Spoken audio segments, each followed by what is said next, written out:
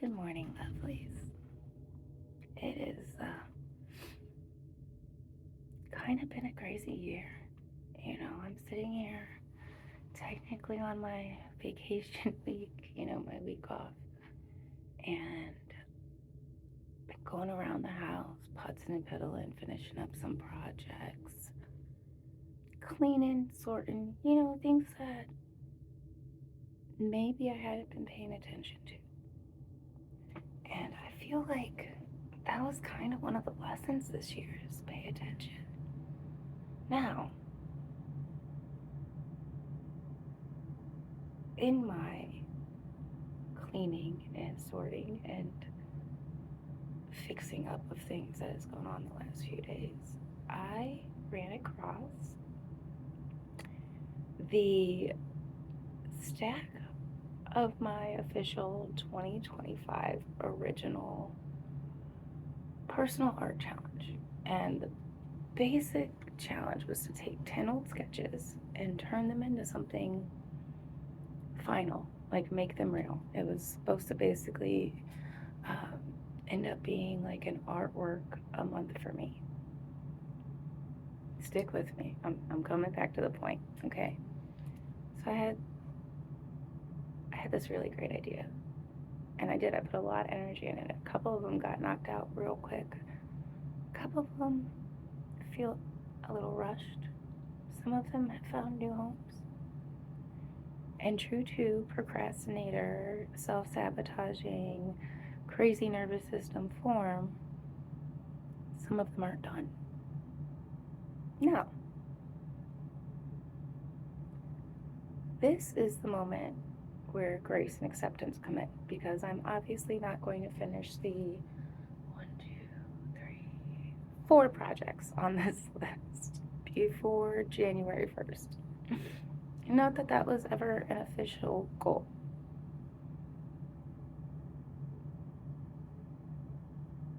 I've decided I'm going to clean, I'm going to make space. These are going to be my high priority. When I'm back in the office next week, not doing anything super crazy, get these started so that I can keep my word to myself and show up as who I said I would. And also because I feel like these artworks deserve it, like they had this idea, they had ideas. I had a bunch of great ideas. I'm always overflowing with ideas. Have you guys met me? Ideas is my thing, okay? Not all of them are good. I'm a human. Of course, not all my ideas are good.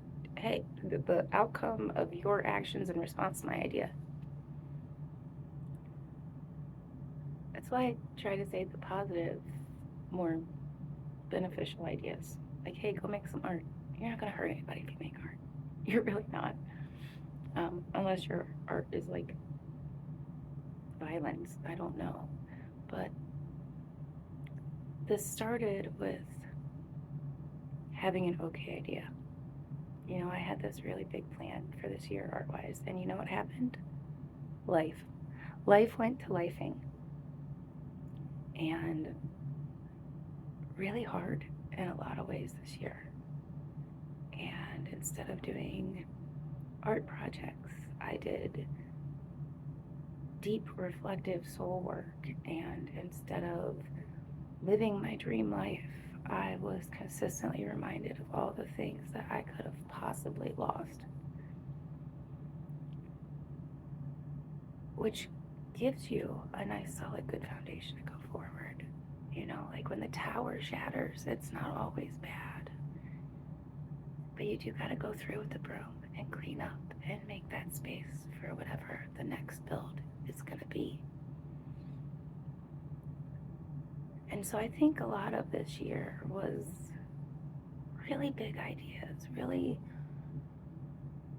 the fire was there to chase the dreams, and the why isn't this aligning? Why didn't this work out before? All of that got brought to the light. All of that brought me to my center. And the nervous system is not wrecked. The ideas are still overflowing.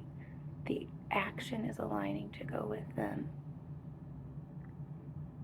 And it's solid. There's a solid base. Okay, so I have now had the great idea. I have done the work to get towards it, which means allowing myself to make mistakes, to figure out what the next step is, not always having a step, but goal in mind, some steps that you know you can actually do. Sometimes the right tools and support come after you do those steps. So you have to build this foundation to return to your center. First of all, you got to remember you never left. Number one.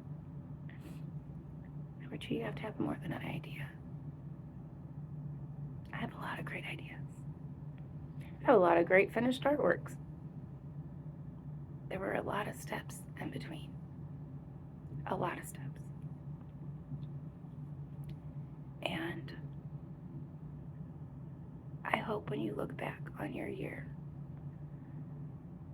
you can say you learned something about yourself, that you found a little bit more truth that you were comfortable to express. Maybe that you helped those around you somehow. If nothing else, if you could say you showed up for yourself, like, hey, you got through those days, we're doing it right. You know, the best laid plans of mice and men. Because life will happen. But it's how we respond, and then how we take those moments and intentionally work towards what we want, that can turn a whole year around and make you, I wouldn't say I'm a new person, but I would definitely say I am better. I'm more me. And all I want is for you to be able to feel that too. To wake up knowing that you are beautiful inside and out, that the steps you are taking are the most aligned that they can be. And I want to share the way that I do it with you. So, thank you for being here for 2025. Thank you for helping me find my way in those moments of quiet support and gentle encouragement and the occasional what the F moments, because I deserved all of them.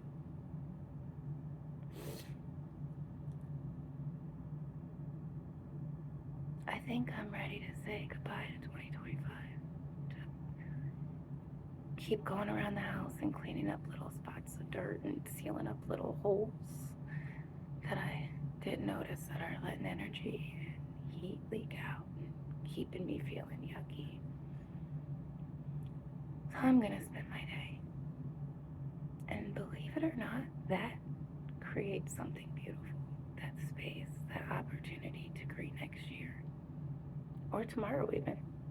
Or the 10 minutes after the dirt's gone, that your brain feels a little clearer. I don't know if these tricks work for everybody. I know they worked for me. I know that creating a coloring book and building a community and just getting to share the ups and downs of working through my recovery,